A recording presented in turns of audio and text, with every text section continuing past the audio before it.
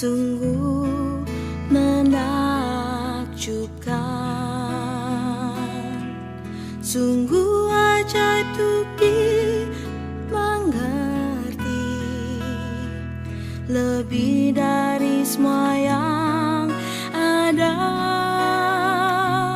Hikmat-Mu tiada terselami, kasih-Mu dalam tak terduga.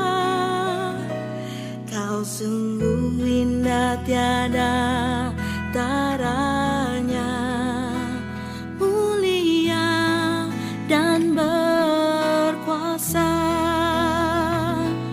Ku kagum hormat akan Engkau, ku kagum hormat akan Engkau.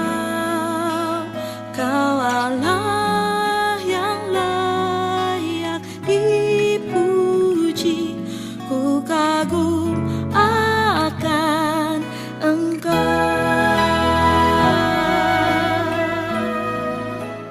Shalom, selamat pagi buat seluruh jemaat Tuhan. Pada pagi hari ini, satu hal yang tetap kita syukur di dalam kehidupan kita, kita masih ada pada saat ini. Tuhan masih memberikan kehidupan bagi kita semuanya. Oleh karena itu, sebelum kita memulai segala aktivitas kita hari ini, mari kita meminta kekuatan dan pertolongan Tuhan, agar melalui renungan kita pada pagi hari ini, nama Tuhan dinyatakan di dalam kehidupan kita. Kita berdoa. Kami bersyukur Tuhan, pada pagi hari ini Tuhan masih memberikan kesempatan bagi kami. Tuhan masih mengasihi dan menyertai kehidupan kami. Sebentar kami akan mempersiapkan diri kami dan hidup kami Bapa, untuk datang ke hadirat-Mu, untuk menyatakan bahwa diri kami Tuhan, kami tidak mampu berjalan tanpa adanya kuat kuasa Roh-Mu yang ada pada diri kami. Nyatakan kebaikan-Mu menguatkan dan memberi hikmat bagi kami Bapa. Di dalam nama Yesus kami bersyukur dan berdoa bagi-Mu. Amin. Sebagai renungan pada pagi hari ini, kami akan membacakan firman Tuhan sebagai renungan kita pada pagi hari ini. Markus pasal 14 ayat 61. Tetapi ia tetap diam dan tidak menjawab apa-apa. Imam besar itu bertanya kepadanya sekali lagi, katanya, "Apakah engkau Mesias, anak dari yang terpuji?" Demikian firman pada pagi hari ini. Salam damai sejahtera bagi seluruh jemaat Tuhan dimanapun berada pada saat ini. Satu hal yang membangunkan dari tidur kita adalah anugerah kebaikan Tuhan. Pada pagi hari ini, satu hal yang patut kita syukuri kembali, ketika kita masih menerima hari yang Tuhan izinkan untuk dapat kita lalui. Oleh karena itu, kita tidak memiliki kekuatan dan kemampuan apa-apa tanpa pertolongan Tuhan yang menyertai kita sepanjang masa. Kalau kita melihat bagaimana ironisnya, para imam-imam kepala, tua-tua dan ahli-ahli Taurat yang menganggap diri mereka sebagai pengawal daripada Taurat, tapi justru mereka menjadi orang-orang yang melanggar Taurat itu sendiri. Mereka menggunakan hukum Taurat dan tradisi sebagai senjata untuk menuduh, bahkan mengucilkan, bahkan menjatuhkan hukuman bagi orang lain, termasuk Yesus sebagai anak Allah. Setelah Yesus ditangkap, Yesus segera dibawa menghadap para imam besar untuk diadili. Kalau kita melihat pengadilan yang diberikan kepada Yesus, yang dilakukan oleh para imam-imam besar, sangat tidak ada keadilan. Betul-betul kita lihat di sini, saksi dan pembelaan tidak ada diberikan kepada Kristus. Dan memang nyatanya Yesus tidak perlu dibela siapapun, karena dia adalah anak Allah. Tetapi beberapa poin yang kita lihat di sini, bagaimana pertanyaan demi pertanyaan yang dituduhkan kepada Yesus. Ketika Yesus mendengar tuduhan demi tuduhan yang diberikan atas dirinya.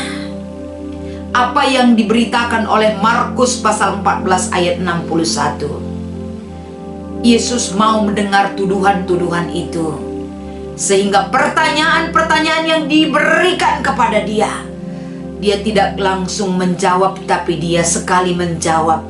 Dan jawaban yang diberikan oleh Kristus itu adalah menunjukkan identitasnya sebagai anak Allah. Dan ketika Yesus menyatakan dan memberikan jawaban siapa dia sesungguhnya, jawaban Yesus itu menyatakan bahwa hidup Yesus tidak tergantung kepada imam-imam besar, tapi hidup Yesus tetap tergantung kepada Bapa Sang Pemilik kehidupannya. Saudara-saudara yang terkasih, pada pagi hari ini, tentu melalui firman ini, melalui jawaban Yesus atas tuduhan dan ancaman yang diberikan kepada hidupnya, dia masih menyatakan bahwa pemilik hidupnya adalah tetap Bapa yang mengutus dia. Ini adalah kisah sebagai cermin kepada kita pada saat ini. Ini adalah satu teguran dan didikan kepada kita, agar di dalam kehidupan kita, saudara yang terkasih, bagaimanapun ancaman yang mengancam kenyamanan kehidupan kita, bahkan nyawa pun menjadi taruhannya, hukuman di depan kita, Yesus mengingatkan kita melalui firman ini. Jangan pernah memutarbalikkan peraturan dan kebenaran untuk menjatuhkan orang lain. Jangan pernah memutarbalikkan kebenaran itu untuk memberikan keuntungan pribadi kita, sehingga orang lain mendapatkan hukuman berat atas perbuatan kita. Yesus memiliki satu komitmen yang benar. Dia menggiring orang yang mengikut dia, agar kehidupan kita dituntut untuk tetap berjalan dalam prinsip-prinsip kebenaran. Meskipun untuk itu tentunya ada hal-hal yang harus kita korbankan. Pengorbanan Kristus menyatakan kebenaran yang hakiki, yang mutlak dan yang benar. Memang untuk itulah ternyata kita dipanggil dan mengikut apa yang sudah Tuhan berikan melalui contoh dan teladan di dalam kehidupan Kristus. Oleh karena itu pada pagi hari ini, ketika kita merenungkan lebih dalam lagi firman ini, satu hal yang mengingatkan kita adalah hiduplah dalam kebenaran dan pelaku kebenaran yang sejati. Tuhan Yesus memberkati. Kita berdoa. Kami bersyukur Tuhan, pada pagi hari ini kami diingatkan untuk dapat hidup dalam kebenaran yang sejati. Karena anak-Mu yang sudah menunjukkan sikap hidup yang benar di hadapan-Mu melalui kebenaran yang berasal dari Tuhan, kami juga dituntut menjadi pelaku-pelaku kebenaran. Kami juga menghargai kebenaran itu dan hidup dalam kebenaran. Itulah satu hal yang patut kami renungkan.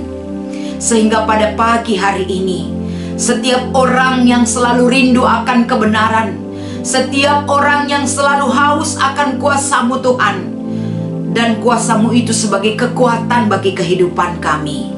Terlebih pada pagi hari ini kami rindu berdoa buat setiap orang yang sudah sangat rindu menerima pemberian-Mu melalui keturunan di dalam kehidupan rumah tangga mereka.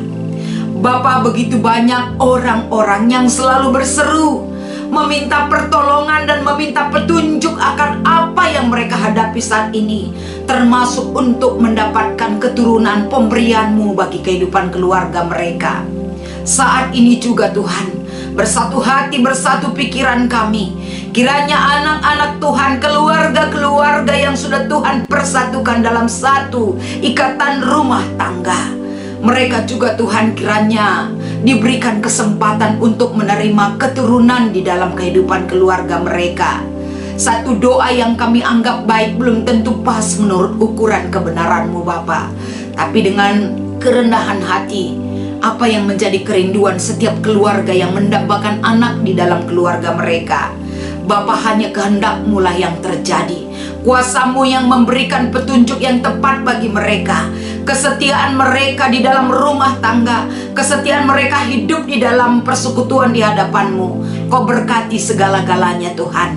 Layakkan mereka juga untuk memohon apa yang menjadi kerinduan mereka selama ini. Berkati ini Tuhan, berkati doa kami, berkati harapan kami yang kami nyatakan di dalam satu nama anak-Mu Yesus Kristus yang membawa kehidupan kami di hadapan-Mu. Amin.